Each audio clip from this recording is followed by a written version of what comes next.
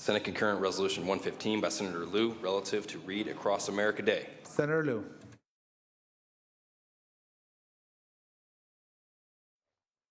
SCR 115 recognizes March 2nd, 2016 as Read Across America Day. Read Across America Day is a national celebration that promotes literacy, reading, and adult involvement in the education of children. This year, it's celebrated on March 2nd in honor of Dr. Seuss's birthday. I'm sure all of you participated in that wonderful activity, so I respectfully ask for your aye vote. Members, debate or discussion on this item? Debate or discussion?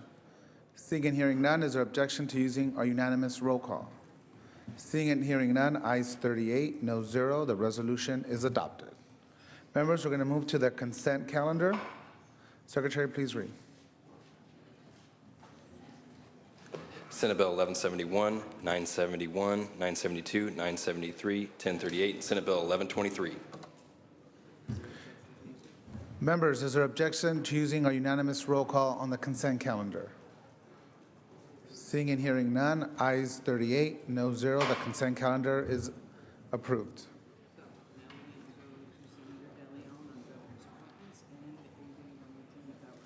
Got it. Members, we're going to move to governor's appointments. Senator De Leon, are you prepared to? That's file item 52, members. File item 52. Senator De Leon.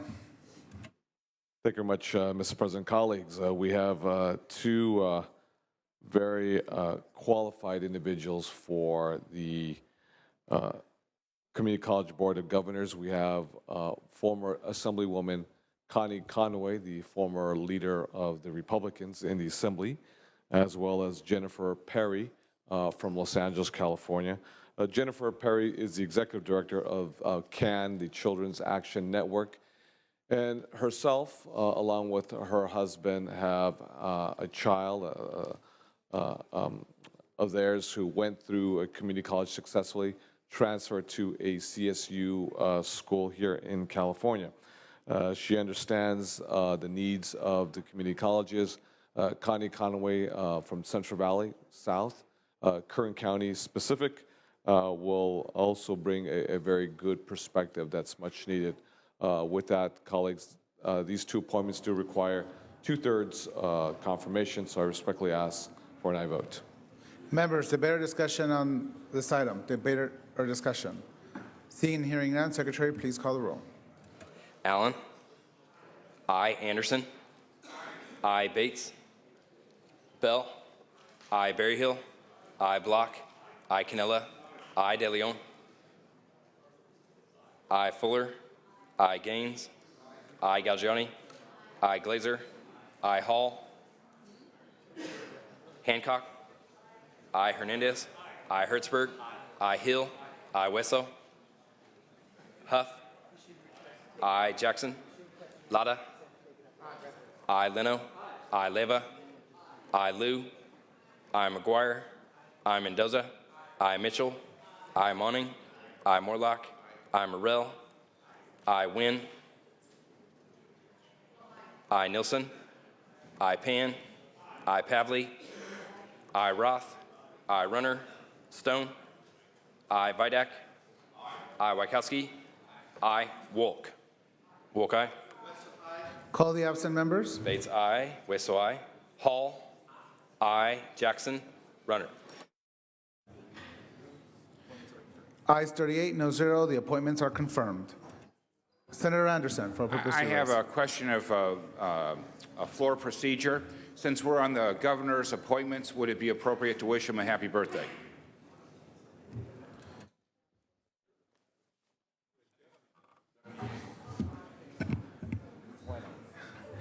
Thank you, Senator Anderson. It is appropriate. Senator De Leon. Thank you very much, Mr. President.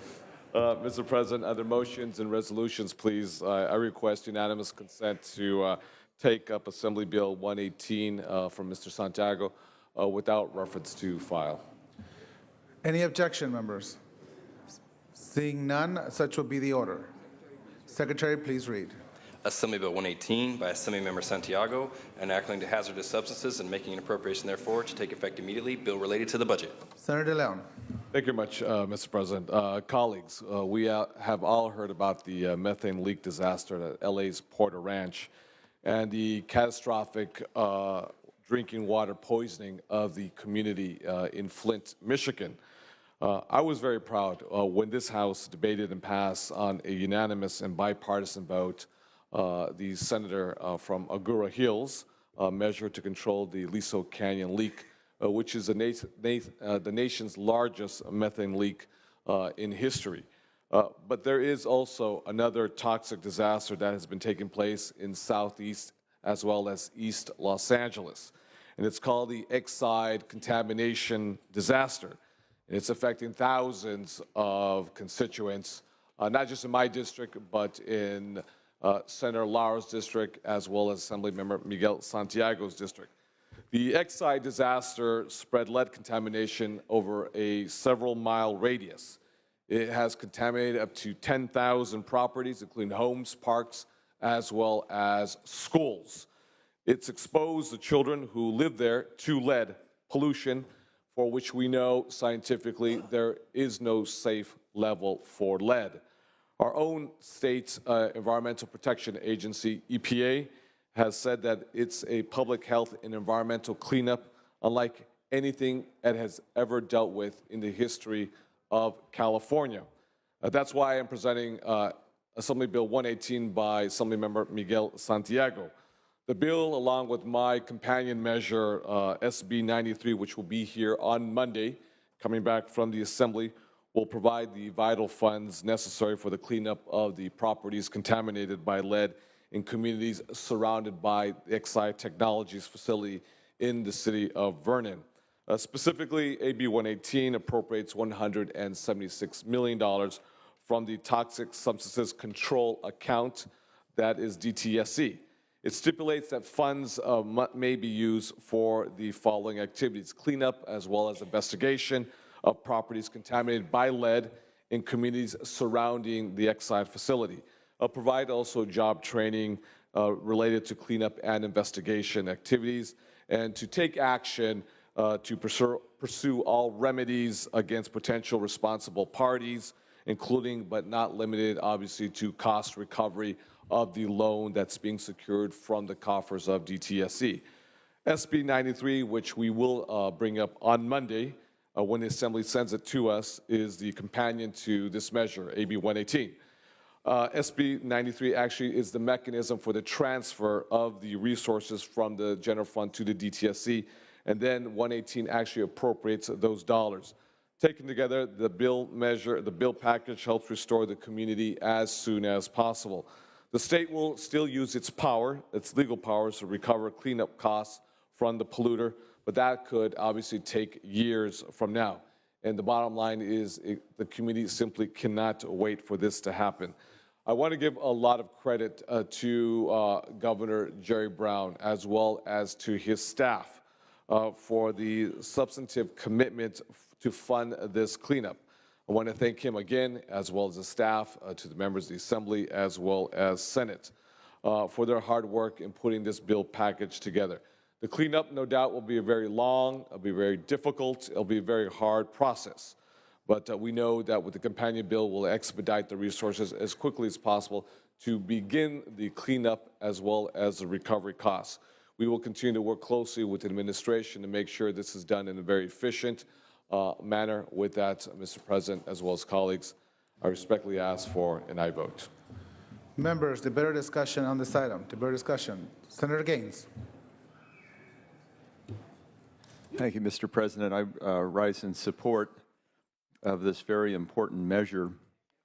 And I just can't help but think that if you've got neighbors in a community, homeowners who are suffering from lead contamination, we ought to be doing everything we can to try to address that and make sure that those individuals have a safe place to live, and that the contamination cleanup continues. When we take a look at Exide, I've been told, and maybe it can be clarified for me, that there may be an opportunity for some reimbursement by Exide. So maybe you could clarify that for me. But regardless, it's still an issue that needs to be addressed. It's harming people in our state, and fully support it. Thank you. Thank you, Senator Gaines. Senator Leno. Thank you, Mr. President. I just want to underscore some of the points that Pro Tem De Leon has made. The emergency of this situation and the scope of the problem that has been created. Yes, Exide was a bad player and is very responsible for probably the vast majority of this situation. There were other industrial entities in that area over the past century that have also contributed to the chemical contamination. This is a loan from the general fund to the DTSC fund, special fund. We expect to get all these dollars back. Exide, and it will be determined exactly what percentage of the problem was caused by them. Was in bankruptcy, is now out of bankruptcy, so it has been reformed so it can continue its operations around the globe. It's a large concern, and we hope it won't go so far as to be determined in court, but we recognize then, and we are convinced after a long hearing in budget yesterday, that they are responsible for this contamination. We expect to be reimbursed for the cleanup of it. And though it hasn't gotten the press of Porter Ranch and hasn't gotten the press of Flint, Michigan, this is of equal proportions. It is astounding that over minimally 10,000 properties, which this money will afford us to test, and upwards of 2,500 properties to be remediated as a result of the bill before us. But we're talking about thousands of families, thousands of children who have likely had serious lead contamination, and we know what that does to their development, both physical and mental, as well as emotional. So one question that was asked in committee is, number one, how many other situations, whether as serious as this one or not, exist in California, and what are we doing to make sure that they don't continue to happen? And though this is, of course, probably larger than anything else that we have in the state, Director Lee did share with us that there are probably 9,800 contaminated sites throughout the state. So then the question is, are we going to be coming to general fund rescue for all of them? And I'm not here to answer that question today, but it doesn't mean that we shouldn't be coming to the rescue of this situation right now to put the money up front so that we can mitigate. We can't prevent the damage that has already been done, but we can begin to mitigate any future contamination. And keep in mind, there are kids playing in this dirt as we speak. So a lot of yards are going to have to be excavated, soils removed, new soil brought in. There is public outreach, so every and any family can get a blood test to see what their situation is. And then, so a lot of public education to be done as well. This is an unfortunate fact of life that we have to live with. By ignoring it, it doesn't get any better. We have to address it straight on. Hopefully, it will cost our general fund and our taxpayers as little as possible. And I know everyone on our committee, without exception, was very committed to making sure that the responsible parties pay. And that's not the taxpayers of California, the responsible parties who are guilty of a history of disrespecting the community and disrespecting the land and the air in which they were doing their business for so many years. And not in any way an excuse, but clearly decades or a century ago, we didn't have the consciousness that we have today of what is safe and what is dangerous. Again, that relieves no one of any guilt of contaminating our communities. We've got a problem. This bill will begin to address it, and I would ask for your aye vote. Senator Mendoza. Thank you, Mr. President. Members, I rise in support of AB 118. I want to thank Assemblymember Santiago, also Pro Tem De Leon, and the governor for putting this money forward. As a representative of a neighboring city that's impacted by this contamination, my district, the City of Commerce, has been, and so it's across the rivers, across the way from Vernon, and they're finding out that they have been contaminated. And so as this money moves forward and it goes to the district, want to make sure that all the communities that are affected by this, by excise contamination are taken care of. And I know this is a step in that direction. I just want to clarify to make sure that this is a loan from the state to the affected communities. We expect repayment back from Exide or whenever this becomes finalized.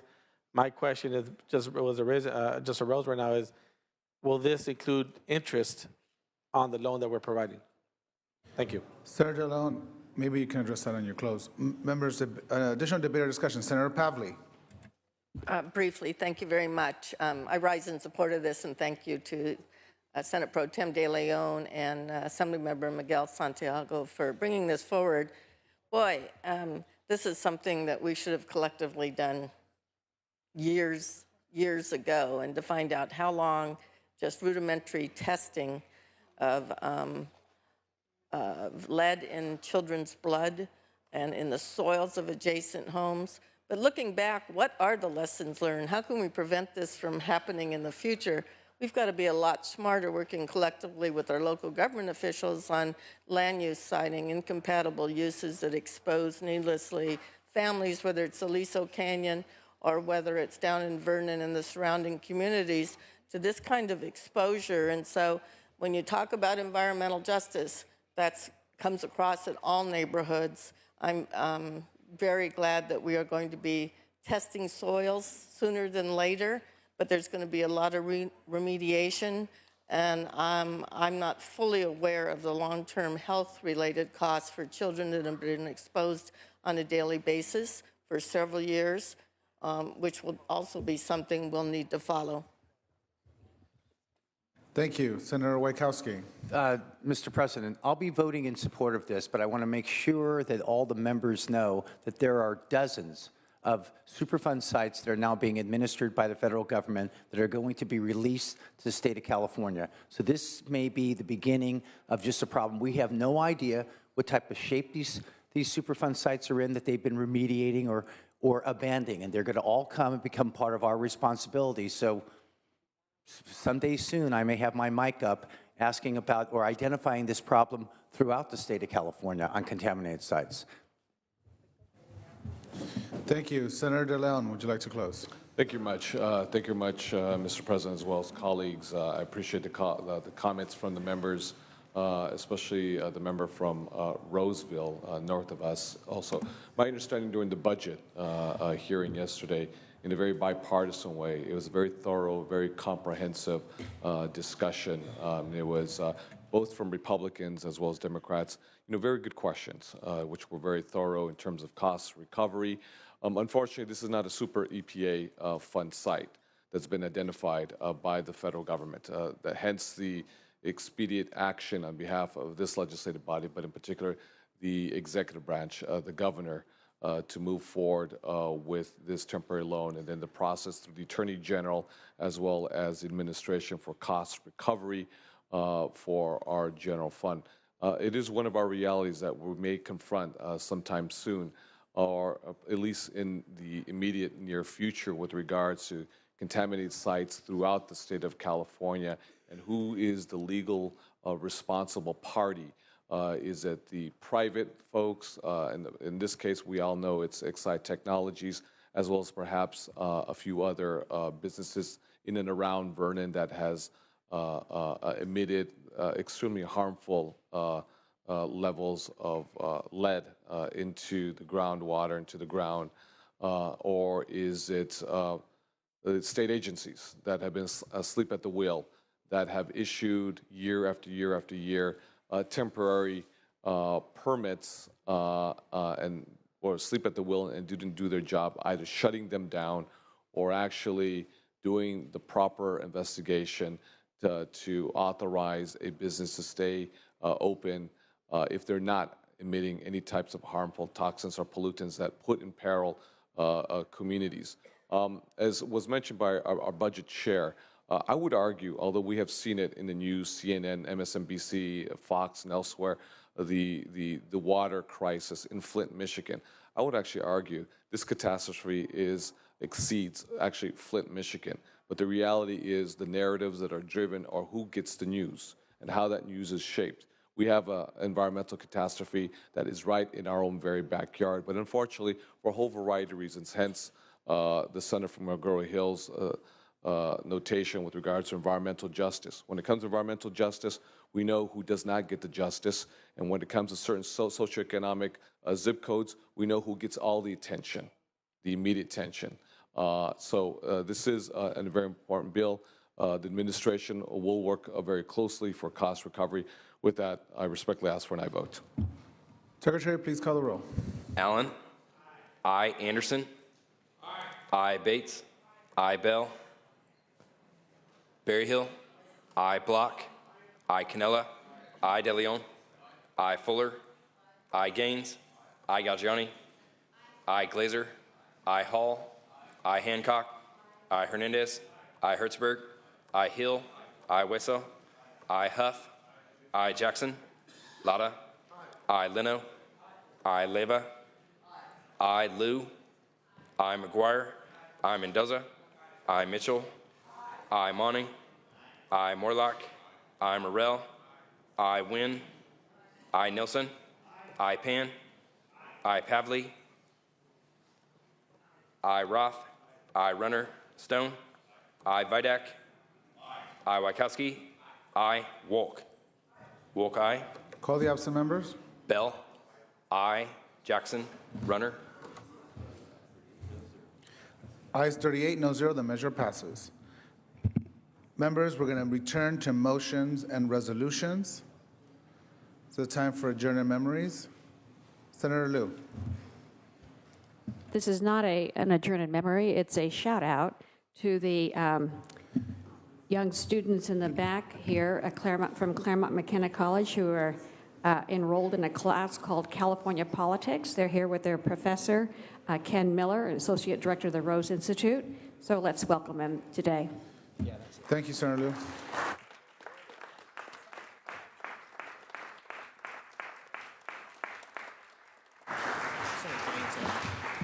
Senator Hall. Yes, Mr. President and Senators, in the gallery are 3 veterans who are visiting us today from communities in my district. Ernie Aguilar, Giovanni Soto, and Tyler Huntoft are here today from Wilmington and Long Beach representing Team AMVETS. They are doing the important work of advocating for their fellow veterans to make sure we're providing them the care and services they deserve. It is my pleasure to introduce them to all of you. Please welcome my friends from the district, our veterans. Please give them a round of applause. Thank you for being here.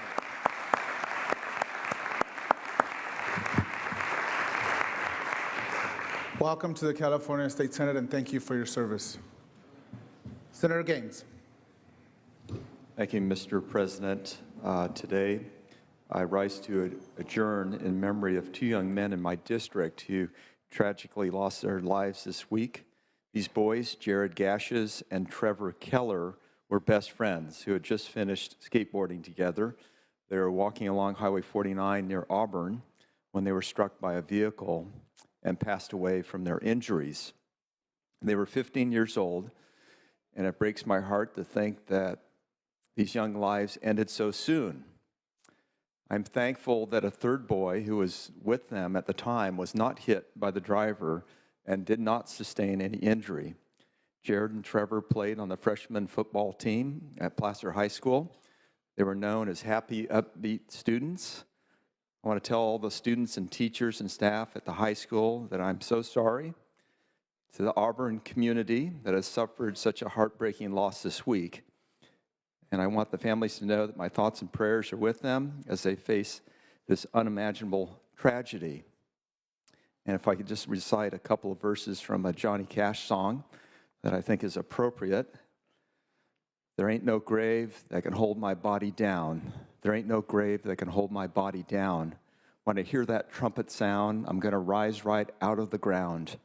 Ain't no grave that can hold my body down. Well, look down, way down the river, And what do you think I see? I see a band of angels, and they're coming after me. Ain't no grave that can hold my body down. There ain't no grave that can hold my body down. Well, look down yonder, Gabriel. Put your feet on the land and see. But Gabriel, don't you blow your trumpet until you hear from me. Thank you. Thank you, Senator Gaines. A true tragedy. Please bring the young men's names forward so they may be properly memorialized. Members, additional adjournment memories. Seeing none. If there's no other business, Senator DeLeon, the desk is, oh, I'm sorry, announcements. Announcements. Budget Sub 2 will meet at 10:15 in room 112. Thank you, Senator Walk. Senator Mitchell, For purpose of announcement, without objection. Subcommittee 3 will convene at 10:30 in room 4203. Thank you. Senator Roth. Thank you, Mr. President. Budget Subcommittee 4 will convene at 10:30 in room 2040-2040. Thank you. Senator Block. Thank you, Mr. Chair. Budget Sub 1 will meet at 10:15 in 3191. Thank you. Senator Hancock. Sub 5 No, was missed. will meet at 10:30 in room 113. Thank you, Senator Hancock. Members, if there's no other business, Senator DeLeon, the desk is clear. Thank you very much, Mr. President. Colleagues, have a very safe trip back home, productive with family, loved ones, as well as constituents. We will reconvene here on Monday at 2 p.m. Thank you. The Senate will be in recess until 3:30, at which time the adjournment motion will be made. We will reconvene Monday at 2 p.m. Have a great weekend, members.